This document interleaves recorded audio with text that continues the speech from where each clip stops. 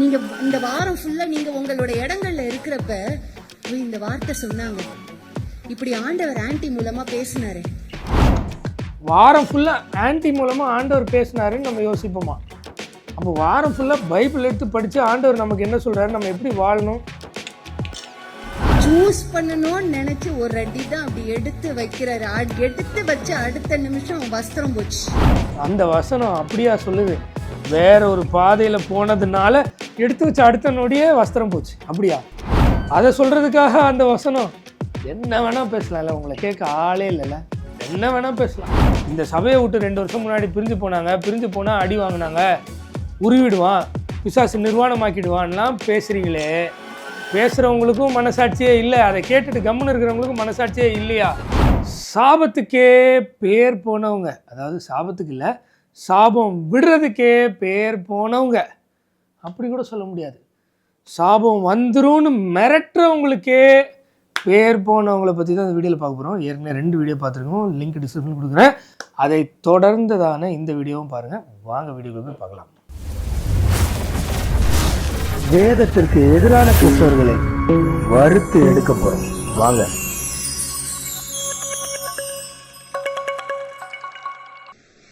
இப்படி பண்ணிட்டேன், என்ன செய்யறதுனே தெரியல.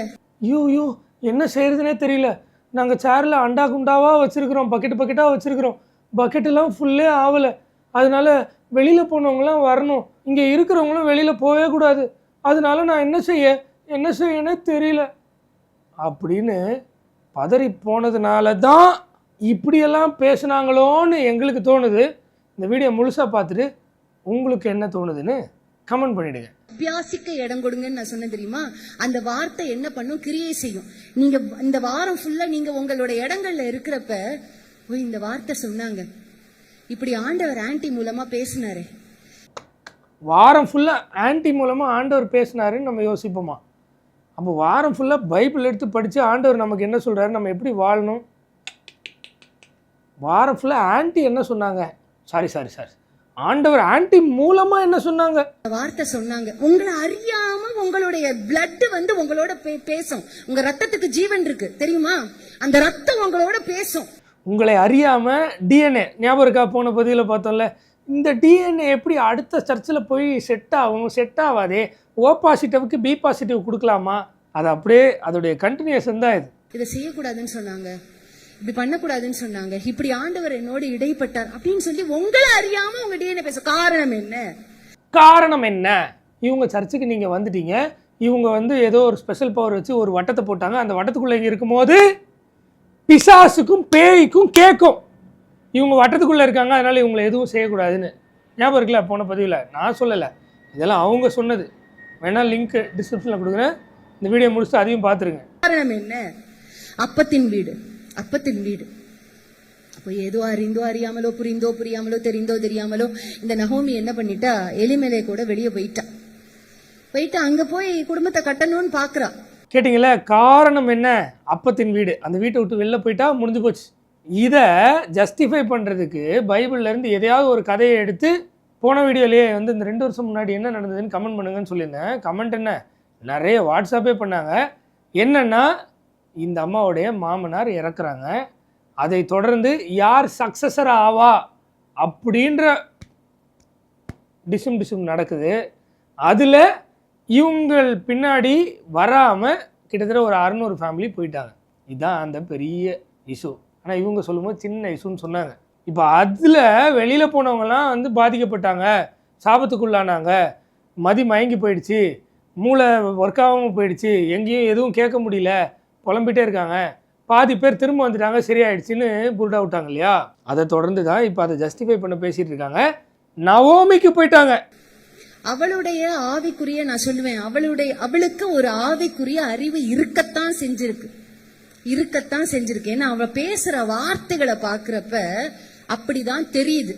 நவோமிக்கு இந்த அம்மா மார்க் போடுறாங்க, அப்படிதான் தெரியுது. மோவாப் தேசத்துல போய் 2 பிள்ளைகளை கொல்றா. அவ பிள்ளைகளுக்கு ஒர்பாவையும் ரூத்தையும்.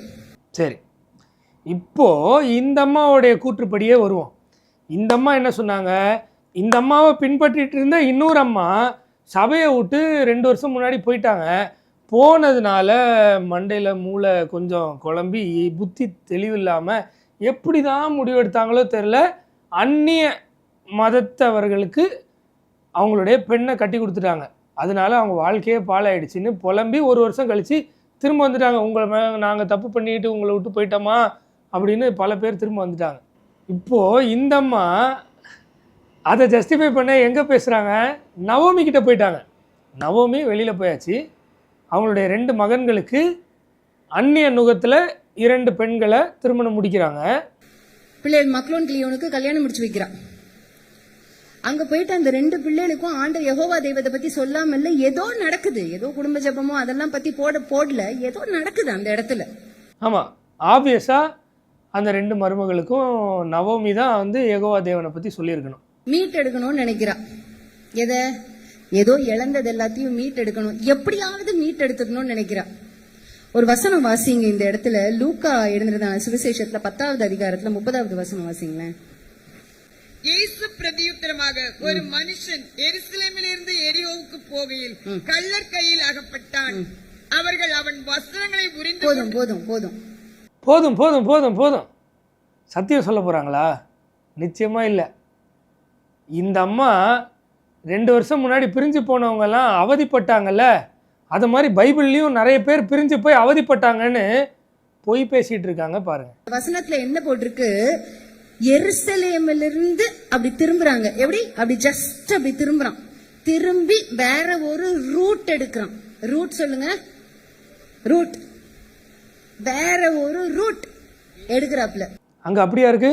ஆண்டவர் அங்கே வந்து ஒரு மனுஷன் எருசலேமுக்கு போக வேண்டியது அங்கேருந்து தடம் மாறி வேற ஒரு ரூட்டுக்கு போயிட்டான். அதுவா அங்கே மையப்பொருள்? அதுவா கான்டெக்ஸ்ட்டு? படிப்போமா? லூக்கா 10:30. இயேசு பிரதித்திரமாக, ஒரு மனுஷன் எருசலேமிலிருந்து எரிகோவுக்கு போகையில். அவன் எருசலேமிலிருந்து எரிகோவுக்கு போகிறான். எரிகோவுக்கு போகிறது தான் அவன் ரூட்டே. எப்படி திரிச்சு பேசி அவங்களுடைய ஸ்டேட்மெண்ட்டை ஜஸ்டிஃபை பண்ண நினைக்கிறாங்க பார்த்தீங்களா? என்ன ஒரு அதப்பு தெரியுமா? எதிரில் இருக்கிற மக்கள்லாம் எப்படியும் பைபிள் எடுத்து படிக்க மாட்டான். அப்படியே படித்தாலும் அதை யோசிக்க மாட்டாங்க. நம்ம அடித்து விடுறது தான் அப்படின்ற ஒரு தெனாவட்டு, இல்லை திமிருன்னு கூட சொல்லலாம். எனக்கு அப்படி தோணுது. திரும்பவும் படிக்கிறேன். லூக்கா 10:30. இயேசு பிரதியுத்தரமாக ஒரு உவமையை சொல்கிறார். ஒரு மனுஷன் எருசலேமிலிருந்து எரிகோவுக்கு போகையில், எருசலேமிலிருந்து எரிகோவுக்கு போயிட்டு இருக்கும்போது கள்ளர் குகையில் அகப்பட்டான். அப்படிதான் ஆண்டவர் சொல்லியிருக்காரு. தவிர ஒரு மனுஷன் எருசலேமுக்கு போகும்போது எரிகோவுக்கு டைவர்ட் ஆனதுனால கள்ளர் குகையில் அகப்பட்டான் அப்படின்னு சொன்னாரா? சப்ஜெக்டே அதுதானா? இவங்கெல்லாம் ஃபாஸ்டராக எங்கெங்கேயோ போய் படிச்சுட்டு வந்தாங்களாம். பைபிளை படிக்க முடியல. வேற ஒரு பாதையை அப்படி சூஸ் பண்ணணும்னு நினைச்சு ஒரு அடி தான் அப்படி எடுத்து வைக்கிறாரு. எடுத்து வச்சு அடுத்த நிமிஷம் வஸ்திரம் போச்சு. அந்த வசனம் அப்படியா சொல்லுது? வேற ஒரு பாதையில் போனதுனால எடுத்து வச்சு அடுத்த நொடியே வஸ்திரம் போச்சு. அப்படியா? அதை சொல்கிறதுக்காக அந்த வசனம் என்ன வேணால் பேசலாம்ல. உங்களை கேட்க ஆளே இல்லைல்ல, என்ன வேணால் பேசலாம். அவன் கையில் வச்சிருந்த எல்லா பொக்கிஷம் எல்லாத்தையும் அவன் கள்ளர் கையில் அகப்பட்டு, நம்ம என்னைக்கு இப்படி திரும்பணும், இப்படி டைவர்ட் ஆகிறோம் அப்படின்னு நினைக்கிறோமோ, என்னைக்கு அப்படி நினைக்கிறோமோ தேவஜனமே. என்னன்னா, போன பதிவில் என்ன சொன்னாங்க? இங்கேருந்து பிரிஞ்சு போனதுனால, அதாவது டைவர்ட் ஆனதுனால ஏகப்பட்ட சாபம் மதிமயங்கிருச்சு. இந்த பதிவில் நவோமி அப்படி பிரிஞ்சு போனதுனால அவங்க 2 மகன்கள் கபூட். இப்போ எருசலேம்லேருந்து எரிகோவுக்கு போகையில் ஒரு மனுஷன் கள்ளர் குகையில் அகப்பட்டுன்னு ஆண்டவர் சொன்னதை திரிச்சு எருசலேம்லேருந்து டைவர்ட் ஆன உடனே உறிஞ்சிட்டாங்க, எல்லாமே போச்சு. ஸோ அல்டிமேட்டாக எனக்கு கீழே இங்கேயே இருக்கணும், லைட்டாக டைவர்ட் ஆனால் எவ்வளோ சாஃப்டாக த்ரெட்டன் பண்ணுறாங்கல்ல, சாஃப்ட் ரவுடி. இது தாய்மார்கள் தினத்துக்குரிய வார்த்தை தானா? Yes yes yes yes yes yes. தாய்மகர்களில் தான் நான் வந்து ஈஸியாக அப்படி தட்டி ஏமாற்ற முடியும். ஏன்னா வசனம் அப்படி சொல்லலை. ஆனால் நீங்கள் வேறு இதுக்காக உங்களை நீங்கள் ஜஸ்டிஃபை பண்ணி மக்களை மிரட்டுறதுக்காக யூஸ் பண்ணிக்கிறீங்க. இன்னைக்கு இப்படி யோசிக்கிறோமோ, அந்த யோசிக்கிற அந்த க்ஷணமே, அந்த பொழுதே கள்ளர்கள் எங்க உட்காந்துருப்பாங்க? அங்க பட்டணத்துக்குள்ள இல்ல, நம்ம போற வழியிலே உட்காந்துருப்பாங்க. எப்போ இவன் இடத்த விட்டு வெளியே கிளம்புறாங்கன்னு பார்க்கணும். ஃபுல்லா திருடிடணும். இவங்களுக்கு கீழே நீங்கள் இல்லாமல் எப்போ அப்படி விலகுவீங்கன்னு பார்ப்பாங்களாம். யார்?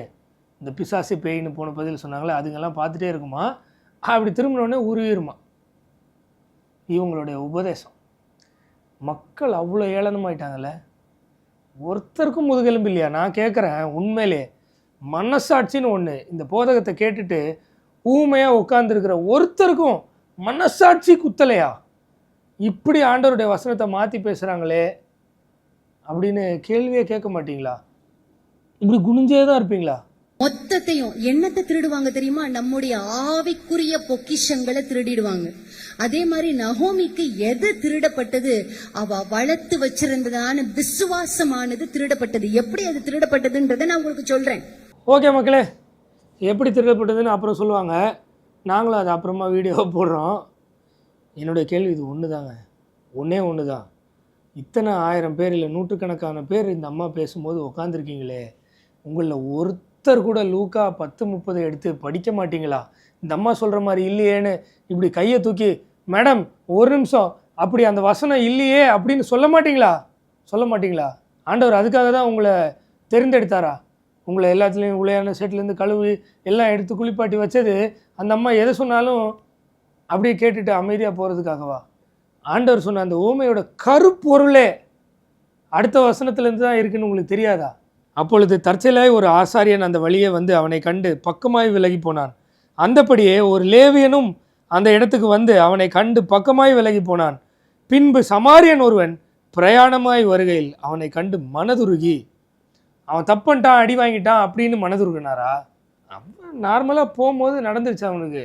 அது அவன் இருக்கிற ஸ்டேட்டை கண்டு மனதுருகி கிட்ட வந்து அவனுடைய காயங்களை எண்ணெயும் திராட்சரசமும் வார்த்து காயங்களை கட்டி அவனை தன் சுய வாகனத்தின் மேல் ஏற்றி சத்திரத்துக்கு கொண்டு போய் அவனை பராமரித்தான். மறுநாளிலே தான் புறப்படும் போது 2 பணத்தை எடுத்து சத்திரத்தின் கையில் கொடுத்து, நீ இவனை விசாரித்துக்கொள், அதிகமாய் ஏதாகிலும் இவனுக்காக செலவழித்தால் நான் திரும்பி வரும்போது அதை உனக்கு தருவேன் என்றான். இப்படி இருக்க, இதுதான் மையப்பொருள், கள்ளர் கையில் அகப்பட்டவனுக்கு இந்த 3 பேரில் எவன் பிறனாய் இருந்தான்? உனக்கு எப்படி தோணுது அப்படின்னு. ஏன்னா இந்த சப்ஜெக்டே எங்கே ஆரம்பிச்சதுன்னா 27வது வசனத்தில், அவன் பிரதியுத்தரமாக, உன் தேவனாகிய கர்த்தரிடத்தில் உன் முழு இருதயத்தோடும் உன் முழு ஆத்மாவோடும் உன் முழு பலத்தோடும் உன் முழு சிந்தையோடும் அன்பு கூர்ந்து உன்னிடத்தில் நீ அன்பு கூறுவது போல பிறனிடத்திலும் அன்பு கூறுவாயாக என்று எழுதியிருக்கிறது அப்படின்னு சொல்கிறார் இல்லையா? அந்த நபர்கிட்ட பிறன் யார் அப்படின்னு கேட்கணும் கேள்வி. இந்த கேள்வியை தான் ஆண்டவர் கேட்டார். இதுதான் கருப்பொருள். எருசலேம்லேருந்து எரிகோவுக்கு போகிற வழியில் ஒருத்தனுக்கு இப்படி நடந்துச்சு, அது இப்படி ஆசாரியன் வரான் கண்டுக்கல, இப்படி வரான் கண்டுக்கல அப்படின்னு சொல்லி கடைசியாக ஒரு நபர் வராரு, கண்டுக்கிட்டாரு. இப்போ இதில் யார் பிறன்னு கேட்குறாரு ஆண்டவர். இதுக்காக சொன்ன சம்பவத்தை எடுத்து இந்த சபையை விட்டு 2 வருஷம் முன்னாடி பிரிஞ்சு போனாங்க, பிரிஞ்சு போனால் அடி வாங்கினாங்க, உருவிடுவான், பிசாசு நிர்வாணமாக்கிடுவான்லாம் பேசுகிறீங்களே, பேசுகிறவங்களுக்கும் மனசாட்சியே இல்லை, அதை கேட்டுட்டு கம்முன்னு இருக்கிறவங்களுக்கும் மனசாட்சியே இல்லையா? எங்களுக்கு ஆண்டவர் மனசாட்சின்னு ஒன்று கொடுத்துருக்காரு, அதுக்கு விரோதம் இல்லாமல் நாங்கள் கேட்குறோம். இதுக்கு மேலே உங்கள் இஷ்டம். பாய்.